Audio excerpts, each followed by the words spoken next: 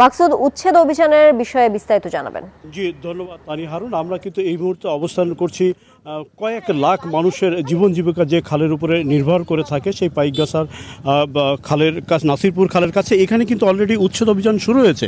কয়েক দশক ধরে যে খালটি আসলে বেদখল ছিল, এখানকার কৃষিজীবী মানুষ, এখানকার যারা কিনা জেলা সম্প্রদায়ের মানুষ এই খালে নামতে পারে নাই। আজকে কিন্তু এই উচ্ছেদ অভিযানের খবরে কিন্তু তাদের মধ্যে উচ্ছ্বাস ফিরে আসছে। তারা দেখতে পাচ্ছেন যে অলরেডি অনেকে মাছ ধরা শুরু করেছে। আমরা দেখতে পাচ্ছি যে এসি ল্যান্ড উচ্ছেদ অভিযানের প্রথমেই এখানে এই খালের এই মাথায় এসেছেন এবং সাথে কিন্তু সেনাবাহিনীর সদস্যরাও আছেন। তারা কিন্তু খাল উচ্ছেদ করছেন। একটা প্রাণ ফিরে পেয়েছে এই দীর্ঘদিন বেদখলে থাকা এই খালটি উচ্ছেদ অভিযানের খবরে। আমরা এলাকার সুধী সমাজের সাথে কথা বলেছি।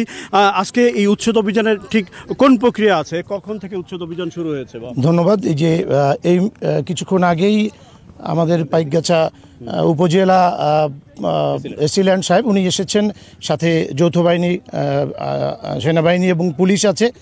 তো এটা আমাদের কাছে আজকে এই অঞ্চলের মানুষ এখানে একটা ঈদ উৎসব হচ্ছে। কারণ আপনারা জানেন যে দীর্ঘদিন এটা বিভিন্ন দুর্বৃত্তের হাতে এটা জিম্মি ছিল। আজকে প্রকৃত প্রাণ ফিরে হয়েছে। এই অঞ্চলের মানুষ এখানে জীবিকা নির্বাহ করতে পারবে, কৃষক তার ফসল উৎপাদন করতে পারবে।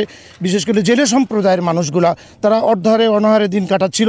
অনেকে বাপদাদার পেশাকেই ছেড়ে দিতে বাধ্য হয়েছিল। আজকে তারা আবারও ফিরে এসেছে। আমরা একটু ক্যামেরায় যদি দেখাই যে এই নেট পাটা দিয়ে যে পানি প্রবাহ বাধা সৃষ্টি করা হয়েছিল, সেই নেট পাটা কিন্তু উচ্ছেদ করা হচ্ছে। পুলিশ এখানে এসছে, এখানে কিন্তু তোলা হচ্ছে এবং পানির প্রবাহকে স্বাভাবিক করা হচ্ছে। এবং এই পানির প্রবাহ স্বাভাবিক হলে এখানে যে লোনা পানিতে মাছ চাষ হতো, সেটার কারণে কিন্তু কৃষি কাজ ব্যাহত হয়েছিল। এখন কিন্তু সেই কৃষিকাজ স্বাভাবিক হওয়া, মানুষের মধ্যে আসলে প্রাণ ফিরে এসেছে। এই ছিল এই উচ্ছেদ অভিযানের সর্বশেষ। আমরা ফিরে যাচ্ছি স্টুডিওতে তানিয়া হারুনের কাছে। মাকসুদ, আপনাকে ধন্যবাদ। বান্ডেল থাকলে প্রতি সেনমানিতে টাকা বাঁচবে। বিকাশ সেনমানি বান্ডেল কিনে জিতুন প্রতি লেনদেনে।